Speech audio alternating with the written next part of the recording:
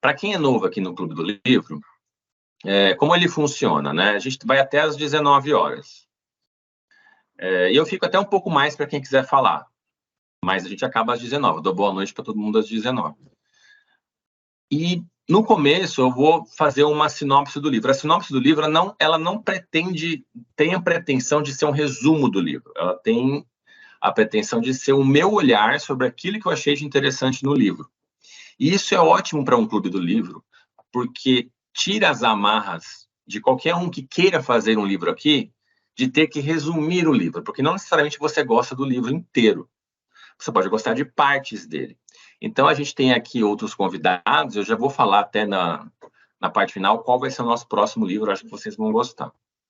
Então, nessa primeira parte, eu vou buscar algumas interações com vocês, mas eu vou falar bastante. E aí, nos minutos finais, aí eu vou abrir para vocês comentarem e se posicionarem, né? Se vocês quiserem. Não precisa ter lido o livro, porque existe um storytelling aqui para contar a parte. Então, eu sei que algumas pessoas receberam, mas não precisa ter lido o livro. Aliás, é super normal a gente chegar no Clube do Livro e ter algumas pessoas que não leram. Então, se você está nessa, faz parte. Tá certo? Então, vamos começar aqui a nossa jornada. E eu vou me apoiar num documento aqui que eu preparei. Deixa eu só mudar aqui a minha configuração para vocês ouvirem.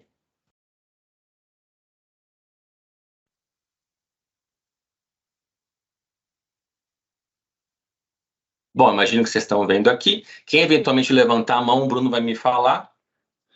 E o clube do livro de hoje é sobre Tal Ben-Shahar, que é um cara que escreveu esse livro Seja Mais Feliz. O Tal Ben-Shahar, ele tem um tópico no curso de administração de Harvard, que é o curso dele de felicidade, que é um dos mais procurados em Harvard.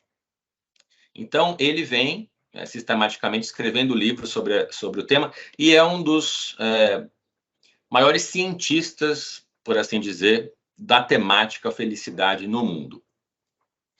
O Clube do Livro ele ficou bastante reconhecido, ele já começou desde 2020, para quem é novo aqui, foi objeto de reportagem aqui no Valor, a gente ficou muito feliz, porque a gente faz isso com todos os funcionários da KPMG, nas academias de performance e liderança, e aqui na Risk University, algumas pessoas do Accounting Journey foram convidadas também, e da própria liderança da KPMG, que está presente aqui massivamente dentro dos pessoal que veio hoje.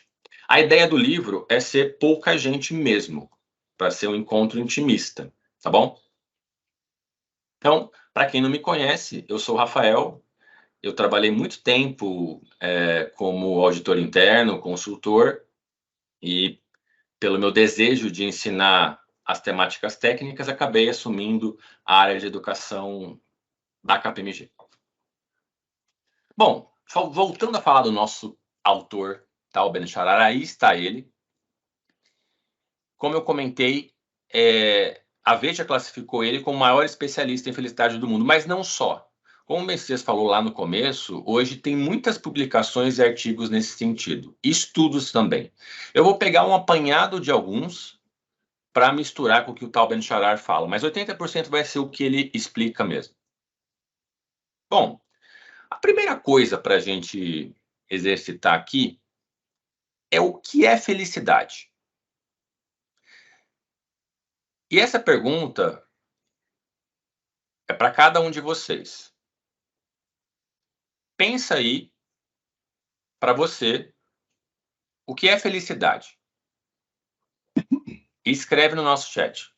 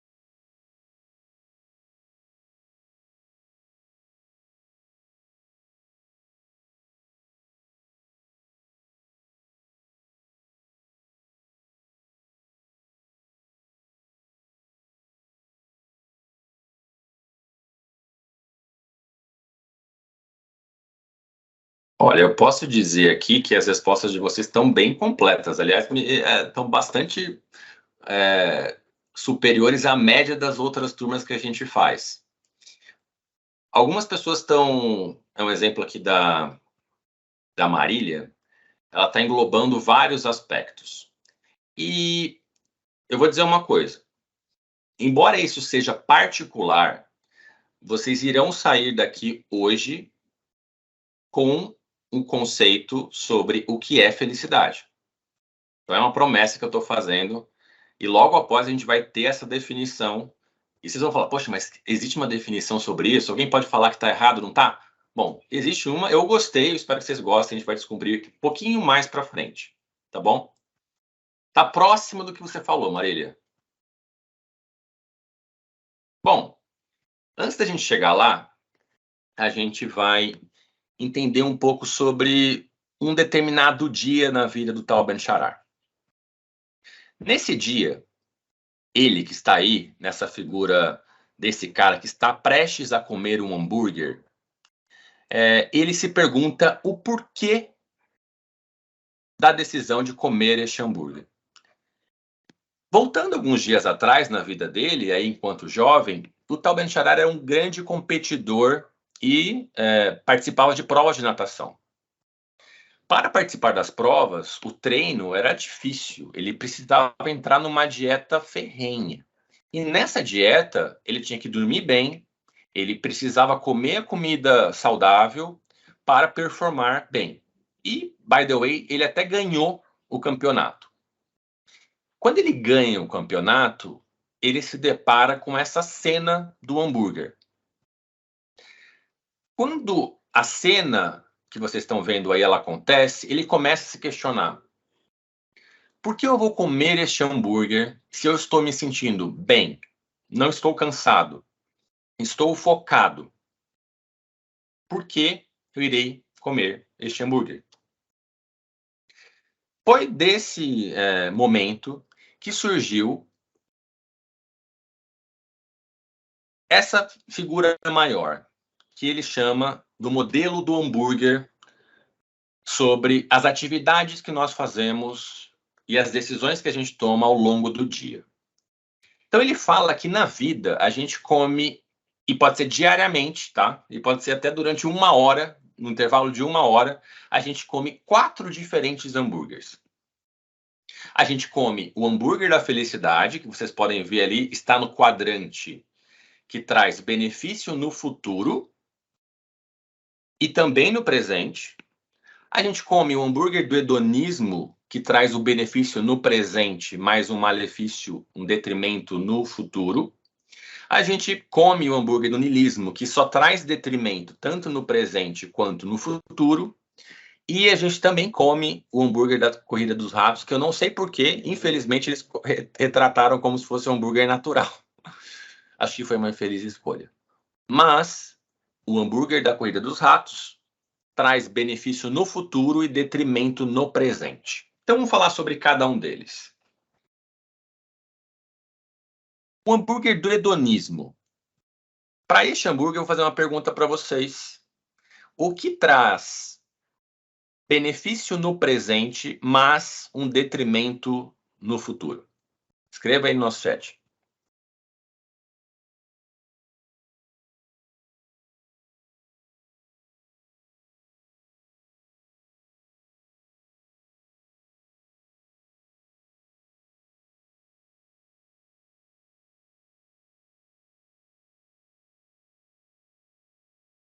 O que traz um benefício, o que é legal no presente, mas traz um malefício no futuro?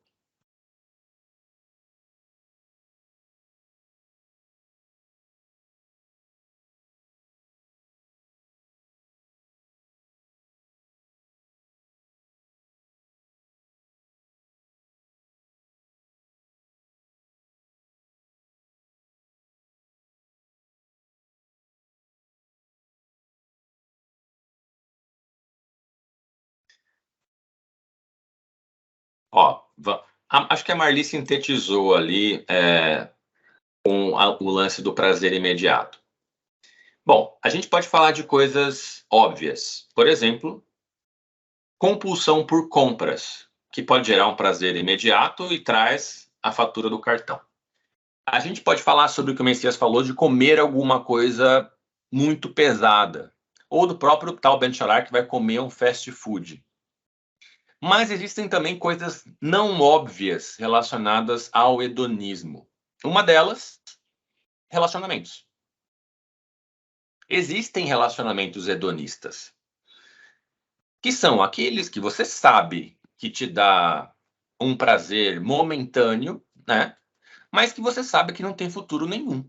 Seja porque a pessoa não vai estar lá quando você precisar, seja porque não irá ajudar você no seu desenvolvimento, seja porque não existe um futuro.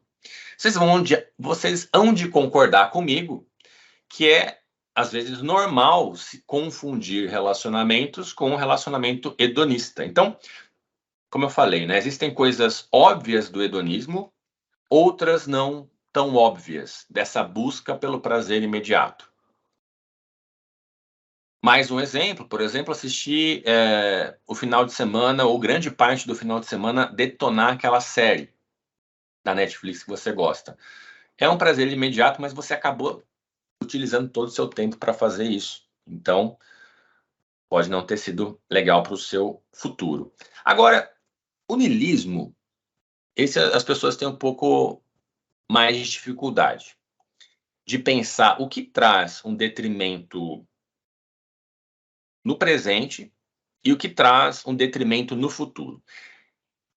Algumas pessoas chegam a falar assim, consumir drogas, compulsão sexual. Só que nenhum deles pode ser encarado como niilismo. Esses dois exemplos podem ser encarados como hedonismo, porque ambos causam prazer imediato, porém, detrimento no futuro. O niilismo é algo que é mais fácil exemplificar. Pense o seguinte: ciúme. Todo mundo sente ciúme, né?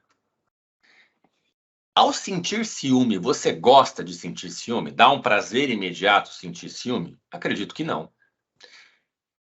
E também não é relativamente interessante para o futuro. O ciúme é um exemplo. Inveja também é um outro exemplo.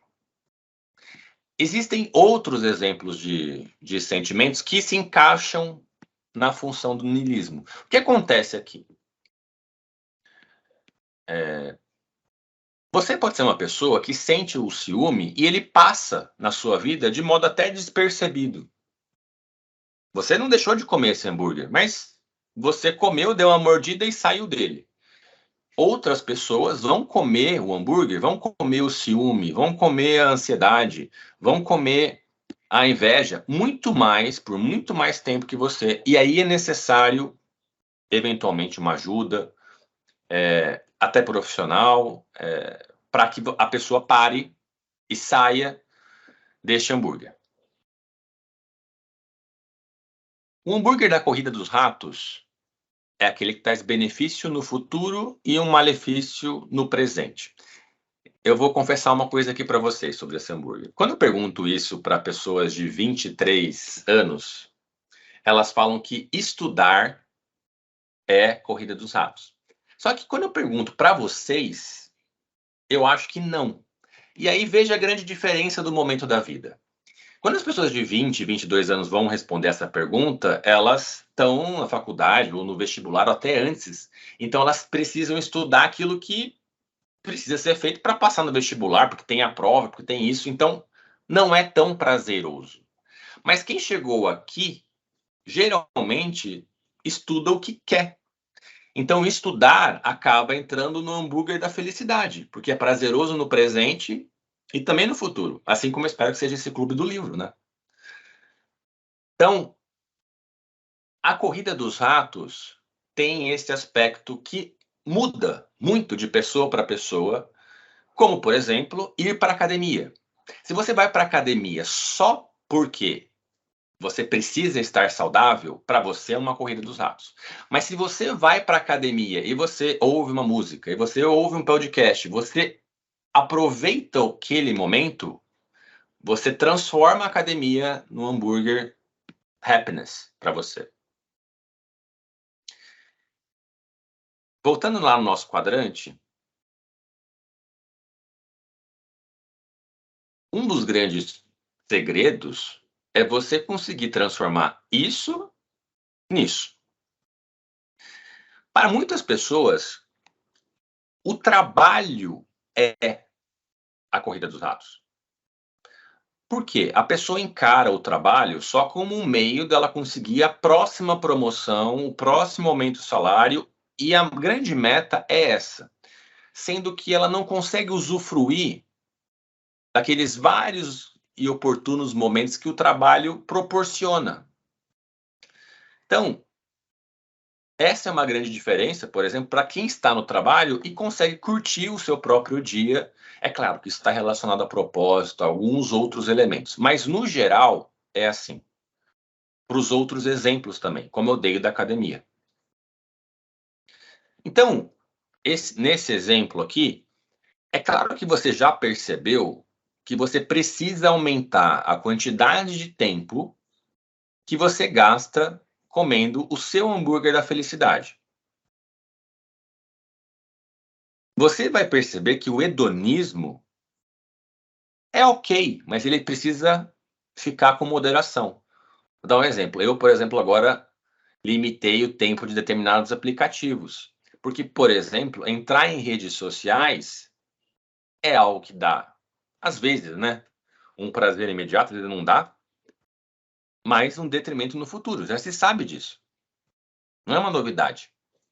Então eu preciso moderar esse tipo de coisa na minha vida. O que eu faço sistemicamente, utilizando ali da própria tecnologia. Então, nesse exemplo simples, ele sugere que você tenha uma relação daquilo que te traz felicidade no presente e no futuro, para você listando, aumentar o tempo que você gasta com isso. No caso dele ali, comer mais humos, sair mais com Billy, ler mais, ser voluntário. Se você aumentar o tempo que você gasta nisso, você, matematicamente, vamos assim dizer, vai ser mais feliz. Muito bem. Eu havia prometido lá no começo falar para vocês o que era uma definição de felicidade. E eu também falei que a Marília chegou muito próximo de acertar 100% disso. Vamos para isso? Vamos para a resposta? Bom, a felicidade, segundo Tal Ben-Shahar, ela tem 5 elementos que precisam ser atendidos para uma pessoa estar num estado, vamos dizer assim, de plenitude. Para você ser feliz, você necessariamente precisa estar bem fisicamente. É possível ser feliz com dor de barriga? Difícil. É possível ser feliz tendo uma noite super mal dormida? Não. Com dor de cabeça? Também não. E aí você pode colocar outros problemas físicos. Então, físico, cuidar do físico é uma parte importante para o conceito de felicidade. Além do físico, o emocional. E esse emocional, ele diz respeito como você processa, gestiona e se relaciona com as suas próprias emoções. Você é uma pessoa que deixa a raiva te dominar? A ansiedade? Você é dominado pelas suas próprias emoções ou você consegue transitar nelas de uma forma sábia? É claro que isso aqui exige muita sabedoria, como todos vocês sabem. Por isso que o emocional está aqui. E é por isso que o emocional está separado de relacionamentos. Relacionamentos são aquilo que, comprovadamente, não só pelo tal Ben-Shahar, mas pela pesquisa que Harvard faz, que é considerada a mais completa em termos de felicidade, que pegou a vida de mais de 2.000 pessoas e estuda há mais de 100 anos. Eles pegaram essas 2.000 pessoas, a cada ano elas enviam questionários para cada uma delas, fazem exames médicos, visitam para entender o que faz uma pessoa ser feliz. E o que faz ela estar classificada no grupo das pessoas não felizes. Essa pesquisa dá mais pano para manga, mas o que eu quero ressaltar dela é: bons relacionamentos são um fator, segundo a pesquisa, mais preditivo aos 50 anos do que um exame de colesterol sobre se você terá saúde aos 80 anos. Então, na pesquisa, as pessoas que aos 50 reportavam ter bons relacionamentos, aos 80 tinham uma situação de saúde melhor do que aquelas que não tinham bons relacionamentos. E a palavra aqui sobre relacionamento é o seguinte: a qualidade importa. Você pode estar casado, mas estar num mau relacionamento. Se esse é o caso, ele acaba sendo mais prejudicial até do que a própria solidão. Então, a qualidade dos relacionamentos. E a qualidade basicamente significa a resposta a uma única pergunta: eu posso contar com essa pessoa? Quando eu preciso, ela está aqui, ela me apoia, eu vou ter carinho e atenção? E existe uma troca interessante? Geralmente, respondendo a sua pergunta, segundo a pesquisa, você sabe bastante sobre a qualidade desse relacionamento. Avançando com o relacionamento, a gente tem um aspecto intelectual, que muitas vezes é negligenciado quando a gente pensa sobre felicidade. Mas aí você vai se lembrar. Quando você aprendeu uma coisa, você não ficou feliz? Quando você leu alguma coisa, às vezes uma frase, né, do LinkedIn, uma frase do Instagram, alguma coisa assim, ou leu um livro, você não ficou feliz? Quando alguém te deu um conselho interessante, quando você trocou com alguém, quando você ensinou alguém, quando você visitou um museu, quando você apreciou uma obra de arte, quando você viu um filme que te tocou, quando você viu uma peça, isso provavelmente te deixou feliz. Então, o aspecto intelectual ele é importante nessa equação, assim como o espiritual. O espiritual aqui, ele está muito relacionado a uma questão não apenas religiosa, embora a religião seja algo interessante do ponto de vista de felicidade, porque geralmente a religião ela insere a pessoa num contexto de comunidade e um propósito único, do qual as pessoas interagem. Mas a religião não é pré-condição para essa questão espiritual. Você ter um propósito na vida e estar aderente a ele, isso atende à questão espiritual.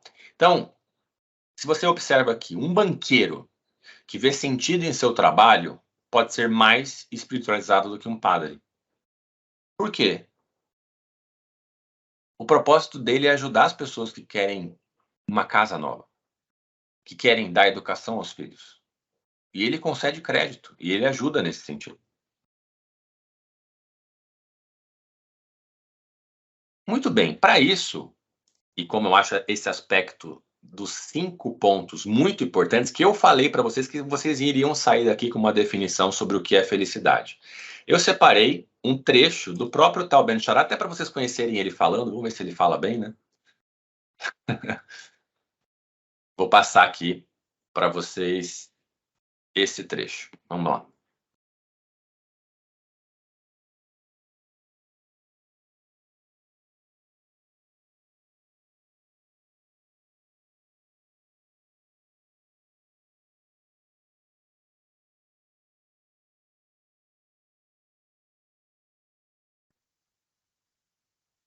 The SPIRE model, and it can trigger the anti-fragile system. SPIRE is an acronym that stands for spiritual, physical, intellectual, relational, and finally, emotional well-being. Spirituality is about finding a sense of meaning and purpose in life, at work and at home. If you wake up in the morning with a purpose, you're more likely to overcome barriers. When it comes to physical well-being, the most important idea to look at is stress, the silent killer. In the United States, more than half of the employees do not use up their vacation time. And even those that do, close to half are still tethered to their work. The problem is not the stress, it's the lack of recovery. With intellectual well-being, there's research showing that people who are curious, who ask questions, are not just happier, they also live longer. Another important element is not just asking questions, it's deeply engaging with material.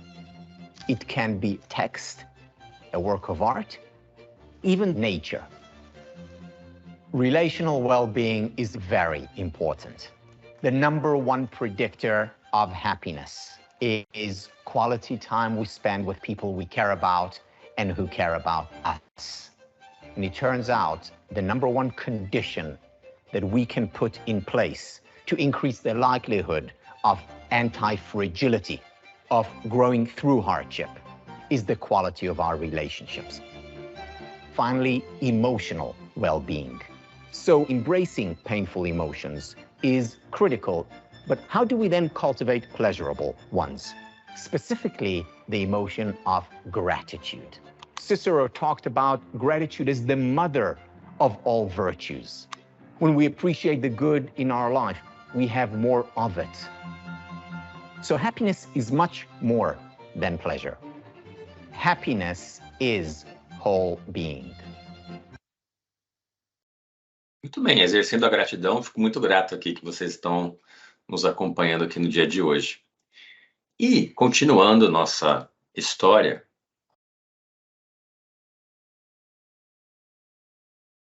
essa sistemática que eu vou contar aqui, eu vou passar rápido, mas para a gente relembrar, né? O Timon é um exemplo que ele dá de personagem. O Timon, quando criança, 6 anos, os pais tinham a preocupação de que o Timon conhecesse outras crianças, desse sorriso, aprendesse palavras novas e conhecesse e explorasse o mundo. Quando ele vai para a escola, já existe uma cobrança sobre quem você vai ser, que nota você tira. É importante tirar notas altas. E aí, o Timon acha que ele vai ser feliz na universidade. Lá ele descobre que ele precisa de títulos, currículo, ele precisa de um emprego. Quando ele consegue um emprego, ele é comentado que ele precisa trabalhar muito, afinal ele precisa pensar no futuro, ele precisa pensar em sustentar uma família, ele precisa pensar em ganhar mais. Então ele se preocupa com promoções, aumentos, ele quer chegar lá. Quando ele chega a sócio, esse exemplo não é por causa da KPMG, não, é exemplo do livro, tá? Ele pensa, agora sim, eu serei feliz. Aqui vai uma frase, depois aqui vai uma reflexão. A frase é essa.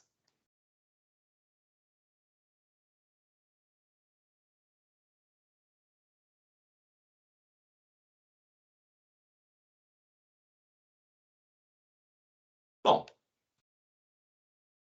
não existe um problema intrínseco nessa história.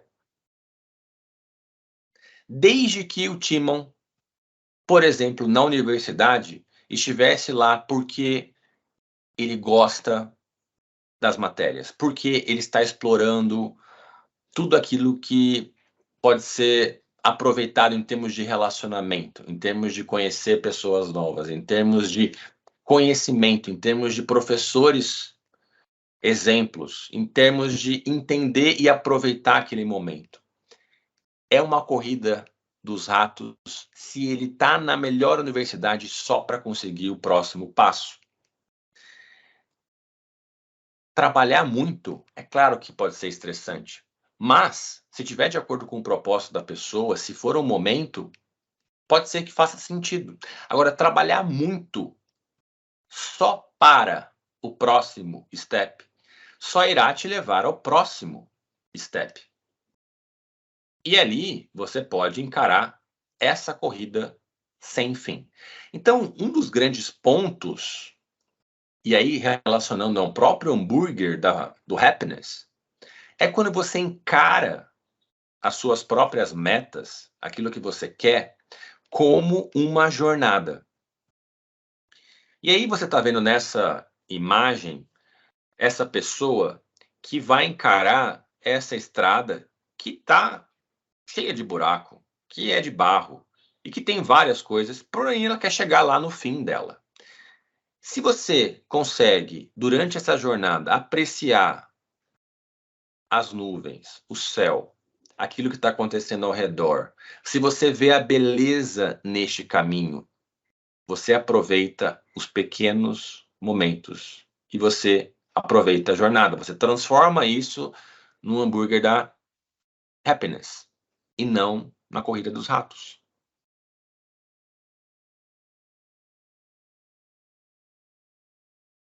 É importante saber para onde a gente vai, como aqui neste exemplo, porque quando você não sabe para onde vai, qualquer caminho serve. Isso veio do nosso clássico Alice nos Países das Maravilhas, mais especificamente dessa cena.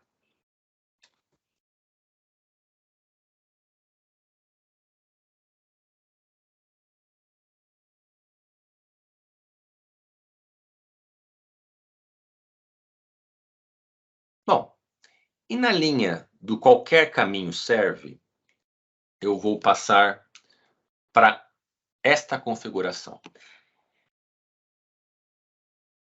Geralmente, o que as pessoas buscam, entendem como felicidade na vida é ser conhecido, é ser popular. Isso é uma pesquisa com millennials. 80% deles falam que ser feliz é ter dinheiro e ser popular. Então, nesse sentido, só me dá um minutinho aqui que vai acabar a bateria, gente. Só 15 segundos para trocar aqui.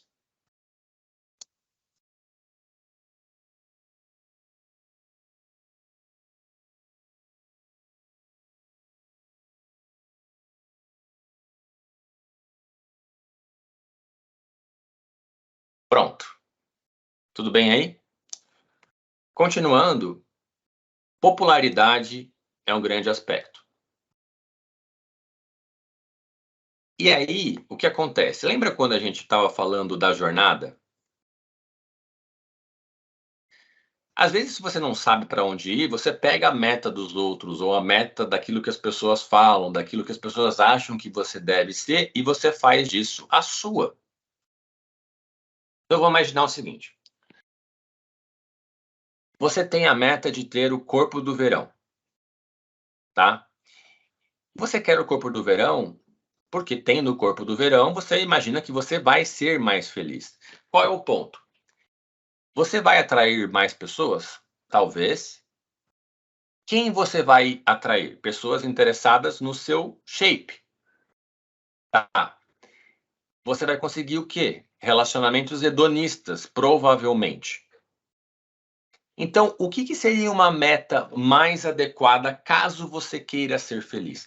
E o ponto de ser feliz tem muito a ver com aquilo que você, a partir do momento que você sabe desses elementos de felicidade, relacionamento espiritual, físico e tudo mais, fica mais fácil para você escolher esse caminho. Porque quem escolhe um caminho derivado disso, que é uma questão da sociedade ocidental, acaba indo colher resultados que não necessariamente vão levar à felicidade, porém crendo que vão. Então, um aspecto interessante sobre isso, gente, é o seguinte: a pessoa que quer o shape, a pessoa que quer um carro muito caro, a pessoa que quer uma mansão, geralmente, quando você tenta entender o porquê disso, é uma busca por reconhecimento. É uma busca, lá no fundo, por melhores relacionamentos. E se sua busca é por melhores relacionamentos lá no fundo, aquilo que você vai buscar como meta não é necessariamente esses objetivos que eu acabei de falar. Talvez o seu objetivo seja conhecer mais a si mesmo, entender mais suas emoções, melhorar os seus relacionamentos já existentes, não necessariamente a troco de bens materiais. Popularidade, beleza, geralmente é aquilo que as pessoas perseguem, como eu coloquei aqui no exemplo. E dinheiro. A trinca popularidade, beleza e dinheiro geralmente é aquilo que as pessoas definem para si mesmas como parâmetro de sucesso e objetivos na vida.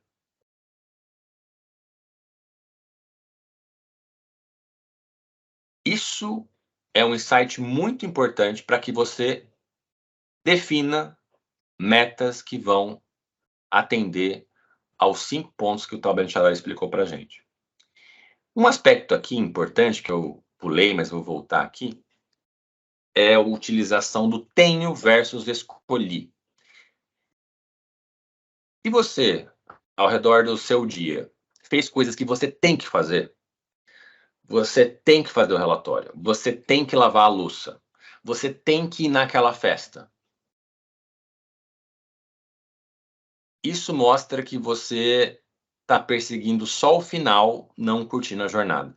Ao passo que quando você escolhe, eu escolhi fazer esse relatório. Eu escolhi lavar a louça. E quando você escolhe lavar a louça, você coloca uma música, você tenta curtir ao máximo aquele momento. Quando você escolhe ir naquela festa que você não queria, você conversa, você tenta ser mais agradável do que você ir por ter. Pequenas e grandes coisas. A figura da jornada mostra, no fundo, aquela pessoa que, ao andar na rua, vê um passarinho cantando, ela para e ela se sente feliz vendo aquilo. Já quando você é feliz buscando as grandes coisas, isso, por mais que dê uma felicidade momentânea, e aí o pessoal estudou pessoas que ganharam na loteria. Pessoas que ganham na loteria têm um pico de plenitude, digamos, pelos próximos 6 meses. Só que se essa pessoa era infeliz antes de ganhar na loteria, ela se torna infeliz novamente após esse período de tempo. Assim como uma pessoa que é feliz e ela tem um trauma na vida, um trauma grande, pode ser a perda de um membro, pode ser alguma coisa que tornou a vida dela muito mais difícil. Se ela era uma pessoa feliz antes, ela tende, depois de um tempo, a retornar ao estado de felicidade dela. Bom,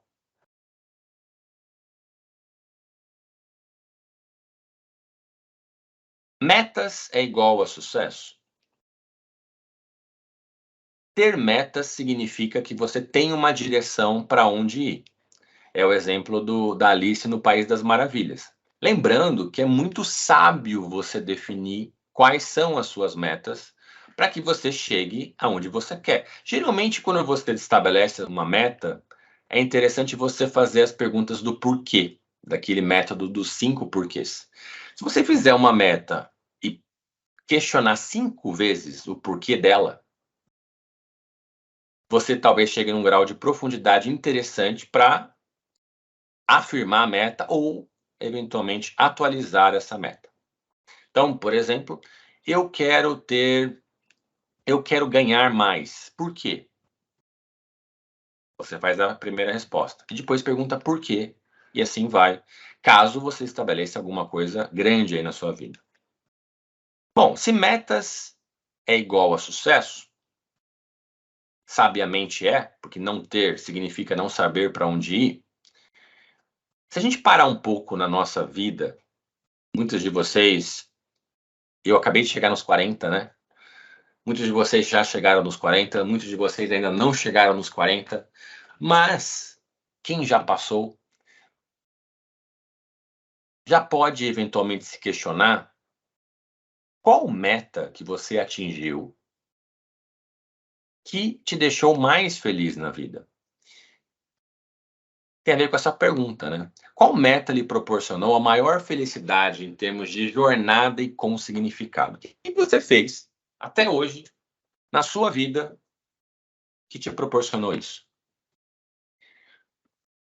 Eu acho que no final desse encontro você vai parar para pensar. Agora eu não vou te dar esse tempo, porque eu vou tentar responder essa pergunta. Bom, desde os meus 29 anos, eu me administro como se fosse uma empresa. Afinal, eu fiz administração, né, gente? Então eu queria exercitar os aspectos de administração que eu aprendi na faculdade. Eu trabalho para a KPMG, me esforço, faço o máximo para a KPMG, e eu fiquei pensando, poxa, eu então preciso ter minha visão, eu preciso ter meus valores, eu preciso ter minha meta. Eu não posso perseguir só a meta da empresa, eu preciso perseguir as minhas próprias metas. Foi aí que eu defini os meus valores pessoais e a minha missão, como se eu fosse uma empresa. Quando eu defino meus valores pessoais, no fundo, eles estão muito atrelados aos 5 aspectos que o Tal Ben-Shahar ensinou: relacionamento, intelectual. Veja, o primeiro, estudar e obter conhecimentos para sempre evoluir, é o aspecto intelectual ali. Saúde, prezar pelo corpo e alimentação. Eu não sabia da existência do Tal Ben-Shahar quando eu tinha 29 anos, mas tive a felicidade de fazer isso. E a partir desta definição é que eu estabeleci metas para cada um desses aspectos, para cada um desses valores pessoais. E aí, eu não posso deixar de responder a pergunta que eu fiz para vocês. De todas as metas que eu fiz, qual me proporcionou maior realização em termos de jornada e com significado? Bom, aqui cabe um aspecto interessante sobre isso. Quando eu estabeleci as metas, todo mês eu colocava verde se eu estava aderente, amarelo se eu fiz alguma coisa, mas não foi completo, vermelho se eu não fiz. Todo mês eu faço isso, até hoje. Uma das minhas metas é relacionado a essa pessoa, a Nena, a avó Nena. A avó Nena é uma pessoa que vocês estão vendo aí de azul, extremamente importante na minha vida. É daquelas pessoas que você vê e já abre um sorriso. Eu fazia questão de, quando tivesse que tirar uma foto com a avó Nena, que a foto, qualquer foto, fosse especial. Porque eu achava que a avó Nena só aparecia naquelas fotos de casamento, naquelas fotos de aniversário, onde todo mundo faz pose. E eu gostava de causar nesses cenários, fazendo com que ela sorrisse.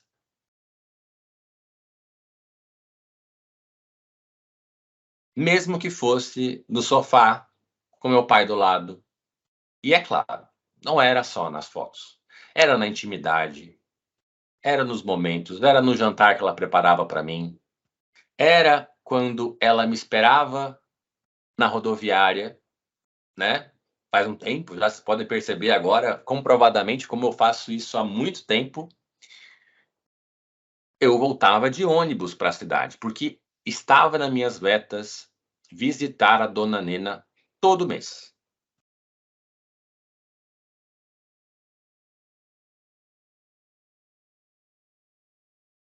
E aí, teve um dia que esse cara de branco, ele então me liga, 5 horas da manhã, e nessa ligação, que é claro, quando você recebe uma ligação 5 horas da manhã do seu pai, você já imagina que não é uma coisa boa.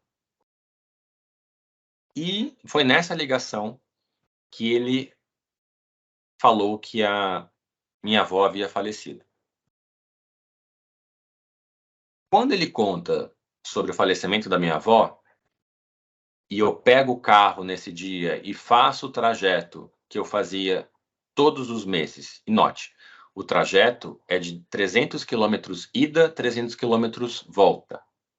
Então, é algo que, mesmo eu não morando em São Paulo, eu me programava para fazer todos os meses. E assim aproveitei 10, 11 anos da presença dessa pessoa, que foi um presente que a vida me deu. E quando isso aconteceu, eu pude perceber que eu tive a sabedoria de desfrutar um presente dado pela vida. E, embora acontecesse o falecimento, eu não me senti uma pessoa que fez, digamos assim, uma determinada obrigação. Eu realmente senti que eu pude perceber o que realmente tinha importância na vida, porque eu penso, né, quando eu virei sócio da KPMG, foi uma grande realização. Na história ali do Timon, era o momento que ele fica feliz, né? Era o grande momento.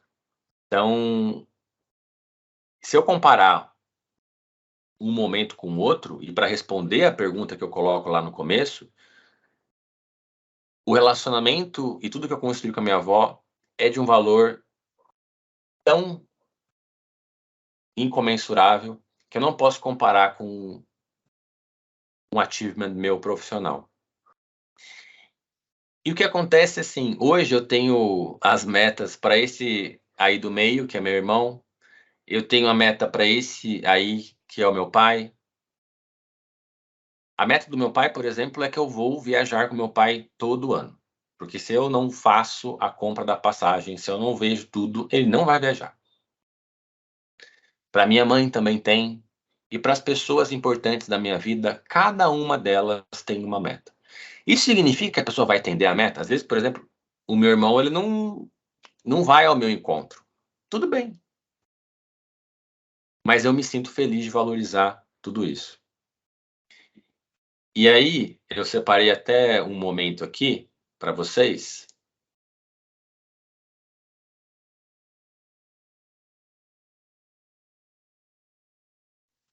Daquilo que eu falava sobre fazê-la sorrir, né?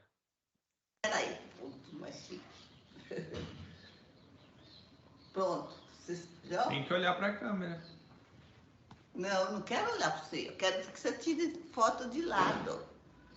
Entendeu? Não de perto. Muito bem, gente. Essa é a dona Nena. E ela aqui volta, né? Volta à tona. Eu tenho o prazer de apresentá-la para vocês. No fundo, quando eu respondo a pergunta, aquilo que eu falei antes, né? Para mim fica evidente que relacionamentos, acho que foi até o que o Messias colocou, são definidores da sua felicidade. São definidores não só da sua felicidade, mas da sua saúde daqui para frente. Então, quando você fizer as suas metas, faça com a sabedoria de quem entendeu esses 5 grandes aspectos do que faz uma pessoa feliz. Então, esse é o Clube do Livro de hoje. Eu sei que algumas pessoas ficam até mais tocadas, existe um clima de emoção, e eu vou abrir para vocês comentarem e tal. Eu só quero mencionar que o nosso próximo será com a nossa líder de pessoas, Luciene Magalhães, que vai falar sobre ensaios por uma organização consciente. Esse livro teve um impacto muito grande para ela, porque ela lida com o nosso comitê de inovação e com várias decisões importantes para uma organização de quase 6.000 pessoas. E se esse livro mudou a forma com a qual ela vê as coisas aqui, eu tenho certeza que ele vai ser útil para vocês. Então, dito isso, e faltando alguns poucos minutos para as 7, eu fico aqui aberto a perguntas e comentários de vocês.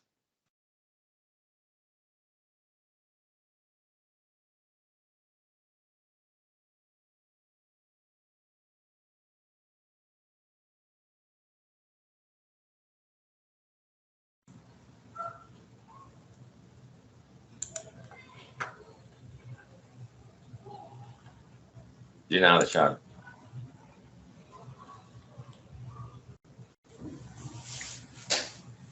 Muito bom, Piccolo. Parabéns. Achei que você conseguiu sumarizar bem aí um tema super relevante e parabéns pela coragem também de se abrir e mostrar um pouco da tua faceta individual, que é um pouco que a gente conversou sobre a questão da pandemia, né? Hoje ficou mais claro, né, com a pandemia, que nós todos somos seres humanos, né? Não somos máquinas, não somos, num momento nós somos profissionais, outro momento nós somos atleta, outro momento nós somos pais ou filhos, etc. A gente é uma coisa só, né? Então, mas muito interessante a abordagem, a forma como você explicou, também tentando trazer à tona algo que é um exercício diário para todo mundo, né? Então, a gente, naturalmente, a gente sempre busca,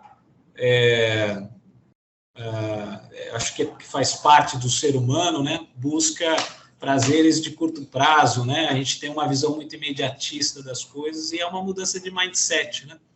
É uma mudança de mindset bastante grande de aproveitar essa jornada, né? E saber que tem trade-offs na vida, é natural, né? A gente, tudo não terás, né? Então, essa frase é bíblica, né? Então, e é isso, dessa serenidade que a gente consegue de fato ter essa conjunção, né? De todos esses fatores, né? Físico, emocional, sentimental, enfim, né? Relacionamentos, né? Tudo isso é bem bacana. Tem como eu falei, né? Estudos sobre felicidades pipocam.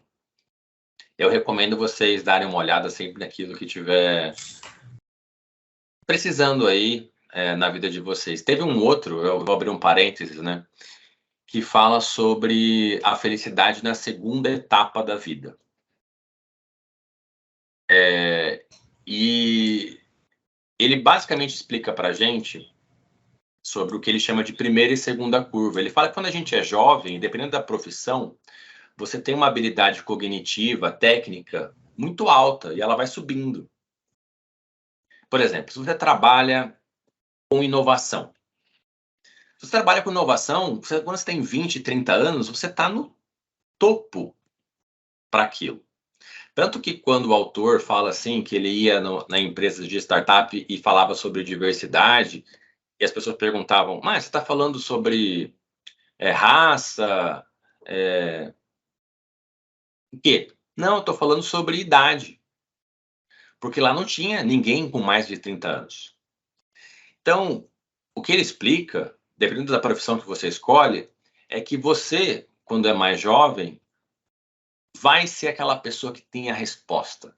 Você é proativo, você é aquela pessoa que todo mundo admira na reunião. Porém, quando o tempo vai passando, e essa idade ela chega muito mais cedo do que as pessoas gostariam, você não é aquela pessoa mais sharp. Essa habilidade, essa curva, ela passa a cair. Porém, tem uma boa notícia. Claro que eu não poderia terminar esse negócio com uma notícia ruim. É que uma outra curva, ela começa a subir. É a curva do seu repertório, a curva da sua sabedoria. Apesar de você não ser a pessoa mais sharp da reunião, de ter todas as respostas, de fazer o acordo, você poderá dar conselhos sábios. Você vai poder concatenar A com B com C. Você passa a ser a pessoa não necessariamente no spotlight, mas que tem um papel consultivo interessante. É por isso que algumas pessoas elas migram numa posição de C-level, uma posição de VP, para uma posição de conselheiros, para uma posição de professores, para uma profissão de mentoring, para uma questão de coaching. Algumas procuram atuar sempre como fizeram com 20, 30 anos, achando que isso vai durar todo o tempo. Então, como eu falo, né, o estudo da felicidade, de como as pessoas lidam com isso, acaba sendo muito interessante. Porque nesse aspecto mesmo, muitas das vezes a gente fica fascinado e dependente de estímulos, como, por exemplo, receber parabéns no trabalho, ser reconhecido, fazer entregar um projeto. Isso, e muitas das vezes, traz uma realização instantânea. É como se fosse A gente fala que o trabalho precisa ser gamificado, e ele já é. Você recebe parabéns, você recebe cumprimentos, tudo mais, que a gente chama de um vício pelo sucesso. Então é muito interessante entender qual é a sua necessidade pelo sucesso, porque isso molda muito das suas metas que eu falei lá no começo. Tá bom? Agora é 7 horas, como prometido, eu vou dar boa noite aqui para quem veio, vou agradecer muito vocês, espero ver vocês nos próximos clubes. Quem quiser ficar aqui com a gente para comentar, falar qualquer coisa, ou falar comigo sobre qualquer outro assunto, eu vou ficar aqui, acho que o Bruno também vai ficar, né? E a gente conversa um pouquinho mais. Para os demais, ó,